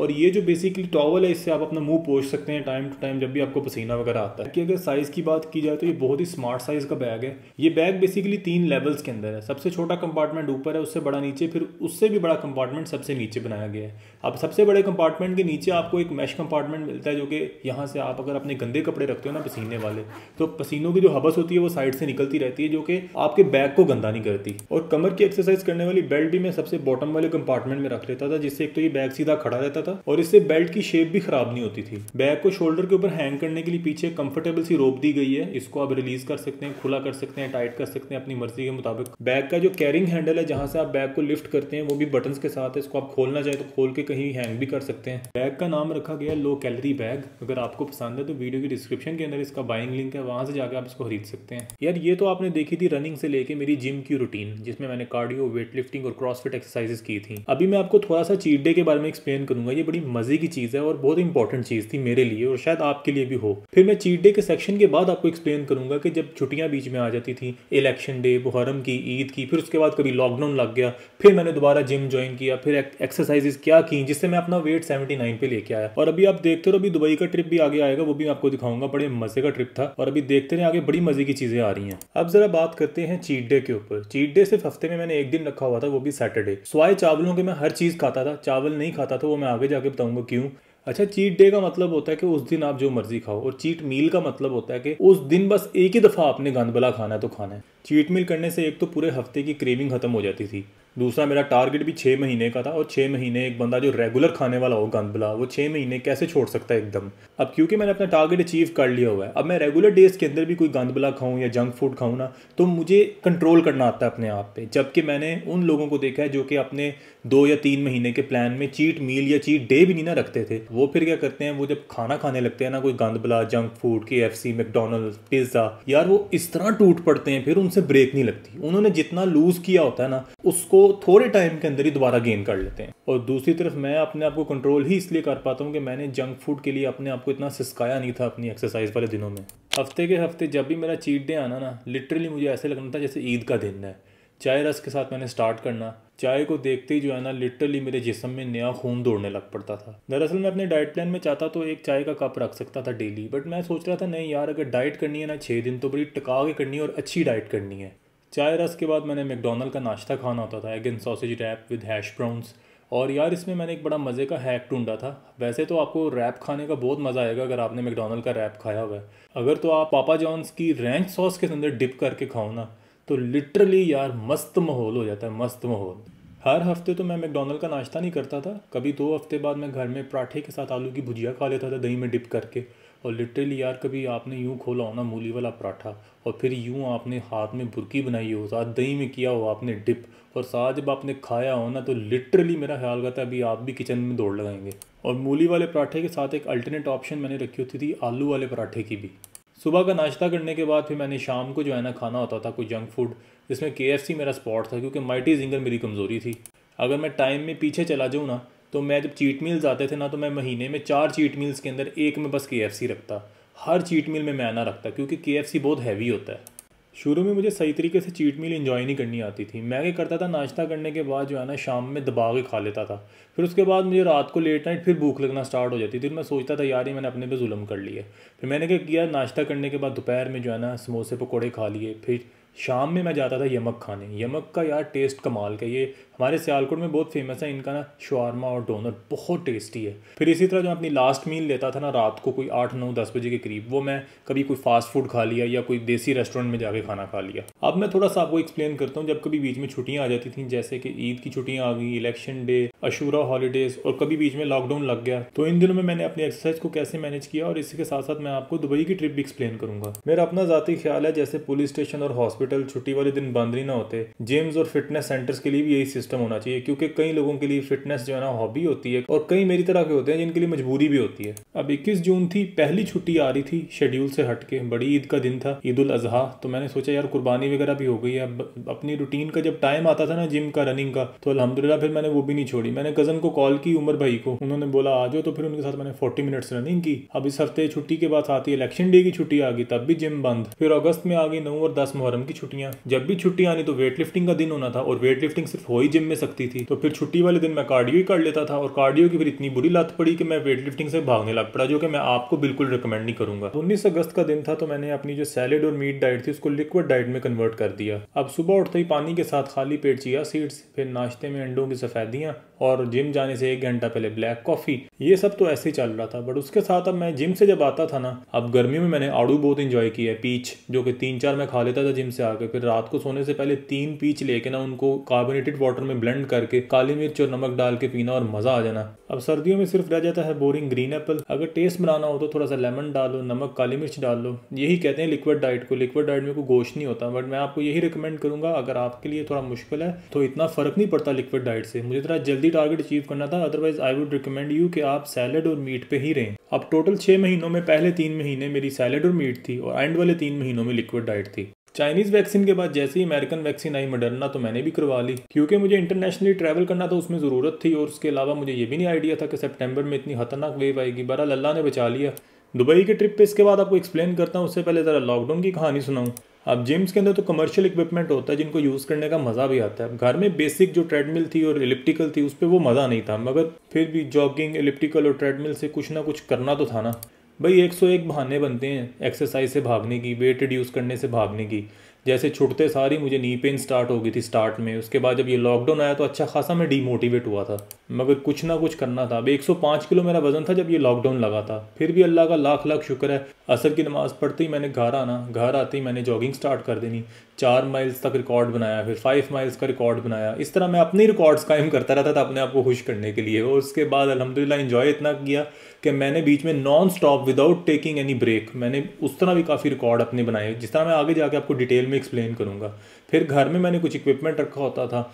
जॉगिंग करने के बाद मैंने वो थोड़ा बहुत फ्रूट खा लेना, जो कि मेरी डाइट का हिस्सा था इन दिनों में। फिर इशा की नमाज़ पढ़ने के बाद जो है ना एलिप्टिकल कर लेनी 45 मिनट्स, और साथ ट्रेडमिल कर लेनी आधा घंटा। अब मैं घर में जो है ना थोड़ा सा जिम का सामान भी रखा हुआ है। ये मैंने तब का रखा हुआ है जब मैं स्कूल लाइफ में WWE like world wrestling entertainment बहुत देखता था। जिस दिन मैंने एलिप्टिकल और ट्रेडमिल नहीं करनी होती थी उस दिन मैं जिम कर लेता था। एलिप्टिकल को ख़रीदे हुए मुझे कोई 5 से 6 साल हो गए थे। जब मेरी शादी हुई थी ना, उन्हीं दिनों में मैंने ख़रीदी थी कि मैं गेन ना कर लूँ, फिर भी गेन कर लिया था। यार ये बड़ा अजीब टाइम था लॉकडाउन का। बाहर कोरोना की वेव थी सितंबर में, उसने आत उठाई हुई थी। ना कोई कंपनी थी, घर में अकेले, ना कोई कज़न्स की कंपनी थी, बस बहुत मुश्किल से टाइम पास किया। फिर एक दिन मैंने घर में हिट की सारी एक्सरसाइजेस पेपर पे लिख के, जिसका आप स्क्रीनशॉट भी ले सकते हैं। टाइमर रखा पास, 2 टाइमर होते हैं, एक टोटल एक्सरसाइज का और एक मोबाइल पे मैंने लगा लेता था। और हिट एक्सरसाइज अब आपको बड़ी डिटेल से देखनी, जैसे कि ये जंपिंग जैक्स मैं कर रहा हूँ। हर एक्सरसाइज 45 सेकंड्स के लिए की, फिर 15 सेकंड्स की ब्रेक ली, फिर ये माउंटेन क्लाइंबिंग वगैरह, फिर इसी तरह ये कोई जंपिंग वगैरह एक्सरसाइज होती हैं, आपने जंप करके अपने हाथों को, नीज़ को टच करना होता है हाथों को। फिर ये बेसिकली होते हैं स्क्वाट्स, इसे a kind of sit stand भी कहते हैं। ये आपकी हिप्स की एक्सरसाइज के लिए बहुत ज़बरदस्त है। इसे कहते हैं बैक फुट जंपिंग। फिर उसके बाद ये इसको रनिंग भी कह सकते हैं। ये है फ्रंट बैक जंपिंग। तो ये थी जनाब touching your foot to your hand, एक ही जगह पे खड़े होके। ये जो है ना, इसको बेसिकली आप रशियन ट्विस्ट ही कह लो या इस तरह की कोई एक्सरसाइज है, बट करनी मैट पे चाहिए। इसके बाद मेरी कमर में थोड़ी दर्द भी निकल आई थी, बट वो ठीक हो गई थी। ये सीजर होती है जो आपके लोअर बैली के लिए बहुत कमाल की है। ये जनाब आपको अलार्म बजा देती है आपका। इसे कहते हैं ट्विस्टिंग योर लेग्स। ये एंटी क्लॉकवाइज भी मूव करते हैं। ये एक थोड़ी सी जिम की एक्सरसाइज थी जो कि मैंने इंटरनेट पे चेक की थी और अपने हिट में डाल दी थी। ये बहुत इफेक्टिव होती है यार। मैं क्योंकि पुशअप्स कर नहीं सकता था दूसरी तरह, मुझे तब आदत नहीं थी, तो मैं इजी पुशअप्स करता था अपने घुटनों पे, जो कि सबको रिकमेंड करता हूँ इन द स्टार्ट। यार ये 23 सितंबर का दिन था जिस दिन मैंने सेंचुरी तोड़ी और 99.8 पे आया। लिटरली आई फेल्ट क्राइंग और अल्लाह का शुक्र अदा किया कि अल्लाह ने मुझे किधर से चलाया था 139 से, और आज मैंने सेंचुरी भी तोड़ दी है। उसी वक्त ही प्लान बनाया बच्चों के साथ, फैमिली के साथ दुबई का ट्रिप मारने का। मैंने यही देखना था यार, इतना रिड्यूस करने के बाद एक दम तो नहीं गेन होगा अगर एक हफ्ते में अगर अपनी मर्ज़ी से खाता हूँ। बहरहाल अल्लाह का शुक्र ऐसे कुछ हुआ तो नहीं था, बस लोगों ने वहम डाले थे तो जितनी जल्दी रिड्यूस कर रहा उतनी जल्दी गेन भी कर लेगा। मगर यहाँ पे एक बड़ी मज़े की चीज़ थी, अल्लाह के फजल करम से 1 फुट जो है ना, पूरी 12 इंच बेल्ट लूज़ हो गई है, जो कि मसा मसा बंद होती थी। होटल मैंने दुबई मॉल के ज़रा सामने लिया था, ज़रा बच्चों के साथ मैंने कहा ज़रा इजी होगा ट्रैवल करना। इमिग्रेशन पे 2 फ्री में सिम कार्ड्स इन्होंने दे दिए विद 1 GB इंटरनेट। और हमारे बड़े अच्छे पाकिस्तानी भाई थे एक रमादा होटल डाउनटाउन में, जिन्होंने देखा फैमिली के साथ ट्रैवल कर रहा हूँ तो उन्होंने रूम अपग्रेड कर दिया और सीधा बुर्ज खलीफा के सामने और फाउंटेन के सामने जो है ना रूम दे दिया, जिसको बच्चों ने तो खैर बहुत इन्जॉय किया। जैसे ही कोरोना के टेस्ट हमारे नेगेटिव आए तो निकला होटल से बाहर। दुबई मॉल पहुंचते सारी यहाँ पे जो हाइप क्रिएट की हुई थी अलबैक ने, क्योंकि पूरे यूएई में तो तब खैर यहाँ पे था, अब तो खैर एक्सपो सेंटर भी बन गया। तो अलबैक के ऊपर जाके मैंने वो किया राना हमजा सैफ की तरह अन्नी पाड़ो पोगलम। जिसने खाया ना उसको पता है तो बहुत मुनासिब प्राइस में, मगर इनका जो स्पाइसी नगेट्स और स्पाइसी ब्रोस्ट है यार, वो कमाल का है। तो अलबैक एक सऊदी रेस्टोरेंट, मगर सऊदी अरब में मुझे खाने का मौका सिर्फ एक दफ़ा ही मिला था, वो भी हज पे। उसके बाद नहीं मैं खा सका जितना वहाँ पे रश होता है। यार अब कपड़ों की शॉपिंग भी करनी थी तो मैंने एडवांस में, तब मेरा साइज़ लार्ज था, अब अल्हम्दुलिल्लाह यकीन तो था ना कि पतला होने मैंने, तो मैंने मीडियम साइज़ के कपड़े ख़रीदता जा रहा था। हॉलिस्टर आपको पता है यार एक सस्ता ब्रांड है, और इसकी शर्ट्स की जो है ना ब्रीथेबिलिटी लेवल तो कमाल का है यार। ये इतना सॉफ्ट स्टफ़ होता है ना इनका कि मैंने फिर उठाता गया भाई, उठाता गया। ये दूसरे ब्रांड्स की तरह ना, अमेरिकन ब्रांड्स की तरह एक्सपेंसिव नहीं है दुबई में। जैसे दूसरे अमेरिकन ब्रांड्स तो बहुत ओवर प्राइस्ड हैं, जैसे यूके का ब्रांड है हैकेट, वो बहुत ओवर प्राइस्ड है दुबई में। ये उसी प्राइस में आपको मिलते हैं जिस प्राइस में आपको यूरोप अमेरिका में ये शर्ट्स मिल जाती हैं। हॉलिस्टर के बाद टिम्बरलैंड मुझे बहुत पसंद है, फिर नॉर्थ फेस बहुत पसंद है, और ये एल्पाइन स्टार मेरा बचपन का फेवरेट ब्रांड है, क्योंकि हम मोटर बाइक गियर भी बनाते थे काफ़ी पहले, तो तब से मेरे दिमाग में बैठा हुआ था ये। जैसे मैं दुबई से आया वापस अपनी फैमिली ट्रिप के साथ, तो भाई अम्मी ने बताया कि अब तो जो है ना आड़ू ख़त्म हो गए हैं, अब इसके साथ काम चलाओ। तो खैर इसका भी बहुत मज़ा आया, मगर आड़ू का यार एक अपना ही सीन था, क्योंकि 99 kg करके मैं दुबई गया था और अभी आया ही था तो अक्टूबर का महीना स्टार्ट हुआ था। मैंने कहा था अक्टूबर एंड तक मैंने 80s की लाइन में आना है ना। तो अक्टूबर का पूरा महीना मैंने जॉगिंग की, जबकि मैंने अपनी भी लाइफ में कुछ अचीव किया जो मैंने फर्स्ट टाइम कवर किया, जैसे कि 6 माइल्स जॉगिंग, फिर 6 माइल्स नॉन स्टॉप जॉगिंग जिसके साथ ये स्टेरिक भी लगा हुआ है। और जैसे ये महीना खत्म हो रहा था मैंने बीच में 2-2 टाइम जॉगिंग भी स्टार्ट की, एक सुबह के टाइम और एक रात के टाइम। इस पूरे 6 महीने की जर्नी में एक हफ्ता ऐसा आया जिस पूरे हफ्ते में मेरा वजन सिर्फ 50 ग्राम गिरा, और इसने मुझे इतना पागल कर दिया कि मैंने ऑन किया अपना बीस्ट मोड के अंदर जिम के अंदर मैं 60 मिनट्स करता था एलिप्टिकल, 40 मिनट्स करता था मैं ट्रेडमिल, फिर घर आके 7 माइल्स में करता था जॉगिंग। जिम से आना तो रात पड़ जानी, नवंबर एंड था और आपको पता है सियालकोट पे ठंडा भी बहुत है, तो ये प्रोटीज की हुडियाँ भी यार अच्छी खासी गर्म हुडी हैं, मैं डेफिनेटली आपको रिकमेंड करूंगा। आगे हाथ डालने के लिए ज़रा पॉकेट्स भी बनाई हैं, क्योंकि जब बंदा रनिंग स्टार्ट करता है ना सर्दियों में हाथों को हवा लगती है, तो जिस्म गर्म होने तक जो है ना आपके हाथ भी ज़रा सही गर्म रहते हैं। अब डेली रनिंग करनी, डेली पसीने से हुडी भीग जानी, फिर धोनी, फिर अगले दिन तक उसने सही तरह ड्राई नहीं होना होता था, फिर मैंने एक और हुडी भगा ली। यार ये तो कमाल क्या ना, ये कलर भी बहुत ज़बरदस्त और क्वालिटी भी वही है सेम, मज़े की वैरायटी है इनके पास। बीस्ट मोड के अंदर मैंने 2200 कैलोरी से लेके 4000 कैलोरी तक भी अल्हम्दुलिल्लाह बर्न किया था। बीस्ट मोड का मुझे फ़ायदा पहले पता होता ना, तो हो सकता है मैं 4.5 महीने से 5 महीने में अपना टारगेट अचीव कर लेता। बीस्ट मोड के अंदर ना आप पे बहुत स्ट्रेस आती है, और ये आप कर ही तब सकते हो जब आपको डाइट की आदत पड़ जाए, 3 महीने हो जाए आपको स्टेमिना बिल्डअप करते हुए। अब घर वालों को भी था कि भाई इसने इतनी मेहनत की है, चलो इसकी अचीवमेंट पे केक काट लेते हैं। अब मैं आपको आपकी तबीयत के मुताबिक अच्छे शॉर्टकट प्लान्स बताऊंगा वेट रिड्यूस करने के लिए, या पतले होने के लिए, या अच्छी फिटनेस हासिल करने के लिए। इसके बाद मैं आपको बताऊंगा अभी मेरी डाइट क्या जा रही है सुबह से लेकर रात तक, क्योंकि अभी सर्दियां, मेरी एक्सरसाइज और डाइट थोड़ी डिफरेंट है। और आगे जो फरवरी मार्च में मैंने अपना प्लान बनाया ना, आपको सुन के मज़ा ही आ जाएगा। एक चीज़ तो मैं बतानी भूल गया पूरे व्लॉग में, 6 महीने बाद तो मैंने जो चावल खाए ना, पहला नवाला मुंह में डालते ही दिमाग के 12 तबक रोशन हो गए थे। इवन जब बीच में मैं दुबई गया था तो मैं वहाँ भी बड़ा दिल कर रहा था अपने पसंदीदा अल्ताज़ज की महाराजा राइस खाऊं, मगर छोड़ दी। फाइनली जो लास्ट गिव अवे है वो बर्नेस पाइथन बैग के लिए, वो शिप किया जाएगा आपके ड्रेस के ऊपर।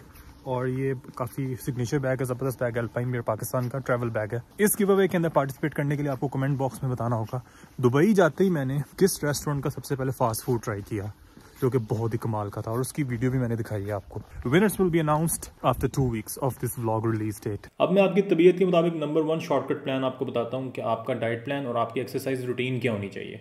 पहले एक नॉर्मल पर्सन से स्टार्ट करेंगे और उसके फेज़ 1 के अंदर मैं आपको बताऊंगा क्या डाइट और क्या एक्सरसाइज होनी चाहिए। सबसे पहले तो एक्सरसाइज में सिर्फ आपने 1 घंटा ब्रिस्क वॉक करनी है, जो कि फास्ट वॉक होती है। वॉक आपने करनी है कमर पे बैग पहन के। बैग में कम से कम 5 किलो वजन तो होना चाहिए। अगर 1-2 ईंटें रख लो ना, तो 2.5 किलो की ऑलमोस्ट एक ईंट होती है, तो आराम से आप इसका वजन बना सकते हो। अदरवाइज ऑप्शंस और भी बहुत ज़्यादा, आप बुक्स रख सकते हो। बस आपने 5 किलो वजन से स्टार्ट करनी है ब्रिस्क वॉक। तकरीबन 3 से 5 हफ्ते या 1 महीने के लिए आपको चावल छोड़ने पड़ेंगे। चावल आपको भारी कर देते हैं और स्टेमिना खा जाते हैं, तो चावल सिर्फ आपने थोड़ी देर के लिए क्विट करने हैं। नाश्ते में सिर्फ आपने 3 से 4 अंडों की सफ़ेदियाँ ऐड करनी हैं, जो कि थोड़ा प्रोटीन देती हैं, हाजमा भी अच्छा करती हैं।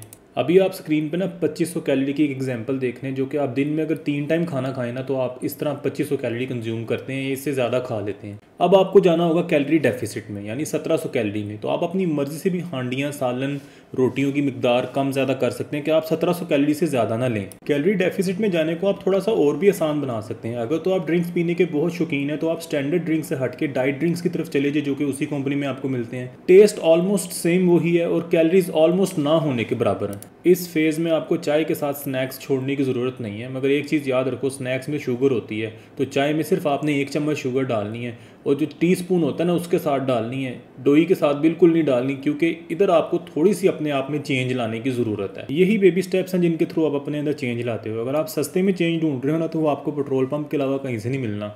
चाय के मामले में अगर आप 2 चम्मच शुगर छोड़ नहीं ना सकते, तो यार फिर स्नैक्स की जगह आप रस ले लो। रस भी मीठे ही होते हैं और उनका भी मज़ा आता है। फेज़ 1 में भी अगर आपके लिए मिठाई या डिज़र्ट्स वगैरह छोड़ने थोड़े मुश्किल है ना, तो चलो आप हफ्ते में सिर्फ 1 दफ़ा ले लो। हफ्ते में 1 दफ़ा से ज़्यादा मत लो, अदरवाइज़ ये बहुत हाई इन कैलोरीज होते हैं, तो आपकी सारी मेहनत ज़ाया जाएगी।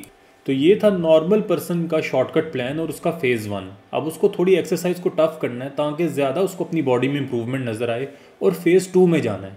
चाहे वो 4 हफ्ते बाद चला जाए, 3 हफ्ते बाद, या 2 महीने बाद चला जाए, जब वो इजी समझे अपने आप को, मगर छोड़े ना अपनी एक्सरसाइज। अब फेज़ 2 के अंदर उसने क्या करना है, जहाँ वो 5 किलो वजन पहनता था, उधर वो 10 किलो वजन पहन के जो है ना 1 घंटा डेली ब्रिस्क वॉक करे। अगर वो नहीं कर सकता इतना वजन पहन के फिर भी, या उसकी एज ज़्यादा है या उसको नहीं इतना सूटेबल, तो वो क्या करे, दिन में फिर 2 दफ़ा 5 किलो वजन पहन के ना बैग में 1-1 घंटा वॉक कर ले, हिसाब उधर ही आ जाएगा। राइस अब वो हफ्ते में 1 दफ़ा खा सकता है, क्योंकि अब तक उसने स्टेमिना अपना बिल्डअप कर लिया हुआ है। ये सिर्फ स्टेमिना के लिए उसने फेज़ 1 के अंदर छोड़ी थी। नॉर्मल पर्सन जैसे फेज़ 1 के अंदर मिठाई हफ्ते में 1 दफ़ा खाता था ना, ये डिज़र्ट, इस तरह अब उसने जो चाय के साथ रस या बिस्कुट लेने होते थे ना, वो भी सिर्फ हफ्ते में अब 1 ही दिन उसने लेने हैं। अब सादी चाय बस पीनी है फेज़ 2 में। फेज़ 3 में आपने क्या करना है, अगर जब आप 2 या 3 हफ्ते गुजार लेते हैं ना फेज़ 2 में, फिर फेज़ 3 में आपने जो है ना सबसे पहले तो अपना बॉडी वेट चेक करना है। बॉडी वेट चेक करने के बाद आपने अपनी एक्सरसाइजेज देखनी है क्या क्या करनी है, जिसका मैंने आइडिया आपको इस वीडियो के 14th मिनट के ऊपर दिया था। अगर आप वीडियो को 14 मिनट पे ले जाओगे ना, वहाँ मैंने जिम में इंट्रोडक्शन दिया था जिसमें मैंने आपको बताया था कि आपका अगर वेट इतना है तो आपको ये एक्सरसाइजेज करनी है। आपने एक्सरसाइजेज अपनी सेलेक्ट करके सैलिड और मीट की डाइट सेलेक्ट करनी है और मैक्सिमम 1500 से ज़्यादा कैलोरीज नहीं आपने दिन में खानी। नॉर्मल पर्सन के बाद अब चलते हैं एक लेज़ी पर्सन के शॉर्टकट प्लान की तरफ। अगर आप डेली पेट भर के खाना खाते हो ना और डेली कहते हो कि यार अब मैंने अपने वेट का कुछ करना है और अभी तक कुछ किया नहीं है, तो डेफिनेटली आप एक लेज़ी पर्सन में ही काउंट होते हो।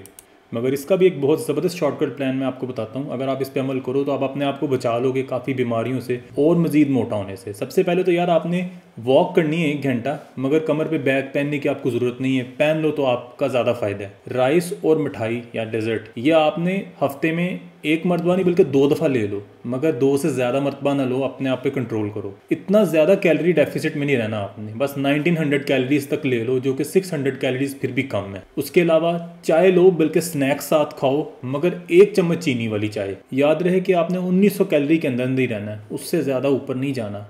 और आपने जब अपना प्लान अपग्रेड करना है ना, फेज़ 1 में अगर आप कामयाब हो जाते हो तो फेज़ 2 में जाने के लिए आपने जो पहले नॉर्मल पर्सन का शॉर्टकट प्लान था ना, उसको फिर फॉलो करने लग पड़ना है। अब बात करते हैं एक वेरी लेज़ी पर्सन की, यानी कि एक नॉर्मल लेज़ी पर्सन से भी ज़्यादा जो वेरी लेज़ी पर्सन है उसकी। चाहे कोई मोटे से मोटा इंसान भी है ना, उसके दिल के किसी ना किसी हिस्से में ये ख्वाहिश ज़रूर होती है कि यार मैं कभी ना कभी फिट तो होऊंगा, और कभी उसने अपनी ज़िंदगी में रिड्यूस नहीं कभी किया। तो अगर उसने करना है, उसका दिल में ये ख्वाहिश है, पहले तो वो कैलोरी डेफिसिट में जाए, यानी कि 2500 की बजाय 2000 कैलोरी ले। डाइट ड्रिंक्स पीना स्टार्ट करे, यानी कि स्टैंडर्ड ड्रिंक से हट के diet 7 up, diet Pepsi, diet Coke. फिर जो खाने वाली चीज़ें हैं ना, उनके पास मत बैठे, बल्कि हाथ में तस्बीह पकड़ ले, ताकि जैसे अब सर्दियाँ हैं तो हाथ में ड्राई फ्रूट पकड़ लोगे, हाथ में कोई ना कोई चीज़ ऐसी पकड़ लोगे खाने वाली, मूंगफली शोंगफली, तो उससे अच्छा आप हाथ में तस्बीह पकड़ लो, कभी भी आपको क्रेविंग नहीं होगी इतना खाने की। 1 चम्मच चीनी जो है ना बस चाय में डालो। स्नैक्स लेने हैं तो चाय के साथ ले लो, वरना सिर्फ दिन में 2 दफ़ा स्नैक्स लो। जब आप 2 हफ्ते ऐसे करने लग पड़ोगे ना, तो फिर आप फेज़ 2 में जा सकते हो। फेज़ 2 में आपने क्या करना है, जो नॉर्मल लेज़ी पर्सन होता है ना, उसका फेज़ 1 पकड़ लेना है शॉर्टकट प्लान्स का, फिर उसके बाद नॉर्मल पर्सन का फेज़ 1 पकड़ लेना, फिर phase 2 and then so on and so on.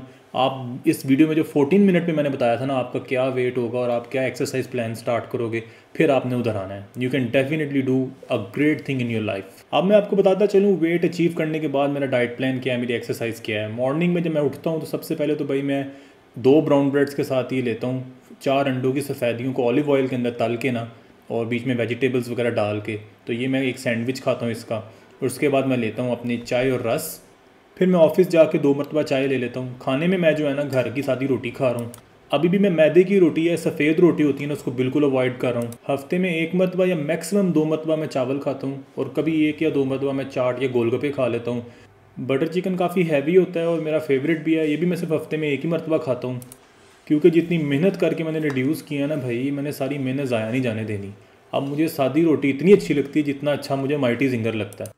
Running की बात करूं तो मैं रनिंग रेगुलरली कर रहा हूं। रनिंग मेरी अभी भी सोर्स ऑफ एक्सरसाइज है, और मैंने अल्हम्दुलिल्लाह अपना वेट अचीव करने के बाद नॉन स्टॉप 2 मरतबा 10 माइल्स रनिंग की, और मैंने अपना नया रिकॉर्ड भी बनाया। उसके अलावा रोज़ रात को इशा की नमाज के दौरान जो है ना, लाइक फ़र्ज़, सुन्नत और वितर पढ़ने के बाद मैं जो है ना, जब ब्रेक आती है प्लैंक्स कर लेता हूँ। प्लैंक्स के मैं को 3-4 सेट लगाता हूँ। इसी तरह जिस दिन प्लैंक्स किए उसके अगले दिन जो है ना मैं पुशअप्स के सेट लगाने लग पड़ता हूँ। अभी तो सर्दियाँ तो मेरी रनिंग चल रही है। इंशाल्लाह फरवरी एंड होते ही ना मेरा प्लान है साइकिलिंग करने का। मैंने साइकिलिंग स्टार्ट करनी है, जिसके लिए फिर अल्हम्दुलिल्लाह आपके भाई ने अच्छा खासा जो है ना सामान तैयार किया हुआ है।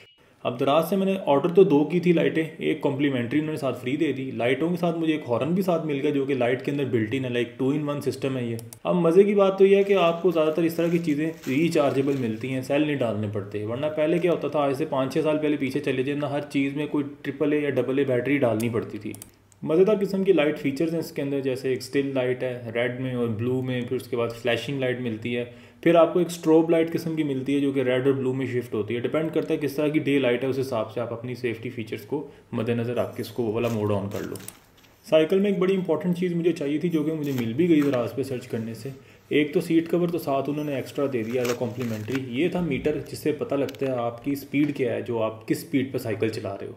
लाइट्स को इंस्टॉल करने का तरीका बहुत ही सिंपल था और लाइट को बस चार्ज करने के लिए उतारना पड़ता है। तो या आप लंबी USB वायर ले लो तो लाइटें जब चार्ज करनी हो तो ऊपर ही चार्ज कर ली। सेकेंडली साइकिल की बात करता चलो तो ये हाइब्रिड साइकिल है। मुझे साइकिल्स का इतना कोई नॉलेज नहीं था जब मैंने खरीदनी थी, जब बस मैंने नेट पे रिसर्च की और मार्केट से मैंने मंगा ली। वैसे दराजमाल पे अगर आपने क्रेडिट कार्ड से बाय करनी हो तो वहाँ भी अवेलेबल है, जिसका मुझे तब पता नहीं था। भाई ये तो थी फ्रंट पे दोनों लाइटें, साथ 2 बटन थे हॉर्न के। उसके बाद जो सीट कवर साथ मिला, ये बेसिकली इसके अंदर कुशन भी साथ एक किस्म का थोड़ा सा उन्होंने दिया। रियल लाइट्स को अटैच करने का तरीका भी बहुत सिंपल है, जैसे फ्रंट वाली लाइटें अटैच की हैं वैसे ही। और उसके बाद ये थोड़ा टेक्निकल हो जाता है। ये स्पीड मीटर है जो कि आपको बताता है आपकी बाइक कितनी स्पीड पे जा रही है। 2 मैग्नेट्स होते हैं जिनको आपस में कॉरेस्पॉन्ड करना चाहिए।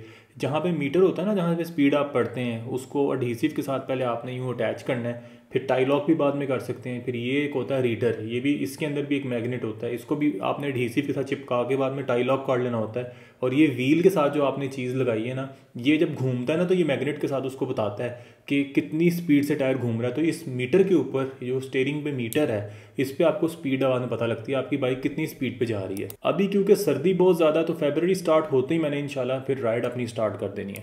पूरे 6 महीने में जिम से जब भी घर आना ना, तो मैंने आके अपना वेट करने के बाद उसको पेपर पे लिखना, क्या एक्सरसाइज की है वो भी लिखना। अब अपनी सारी एक्टिविटी को मैंने किया है एयर टाइट सील, और सील करके मैंने जब भी घर आना है ना तो मैंने अपनी अलमारी में इनको सामने देखना है और मुझे लग पता जाना है कि यार ये मेरी मेहनत है, अब इस मेहनत को ज़ाया नहीं होने देना। अब जाते जाते मैं आपको एक छोटा सा मैसेज देता चलूँ। अभी तक मैंने ज़िंदगी में जितनी भी वीडियोस और व्लॉग्स एडिट किए हैं ना, सबसे ज़्यादा मेहनत मेरी इस व्लॉग में लगी है। पूरे 6 महीने से मैंने क्लिप को, डाटा को 3-4 कंप्यूटर्स में संभाल के रखा हुआ था कि कहीं जगह से घूम ना जाए। तो इस सब चीज़ों के बाद मैंने तो एक अच्छी सेहत तो हासिल कर ली, अल्लाह का शुक्र है। आपके लिए एक मोटिवेशनल वीडियो बन गई। बट अगर कुछ थोड़ा सा भी मेरे साथ कंट्रीब्यूट करना चाहते हो ना, तो सिर्फ एक लाइक और सब्सक्राइब कर लो इस चैनल को। This would be enough to appreciate my workout. ये था मेरा व्लॉग और ये थी मेरी workout journey. So I would appreciate your contribution. Thank you so much for watching this video until now. Allah Hafiz and take care.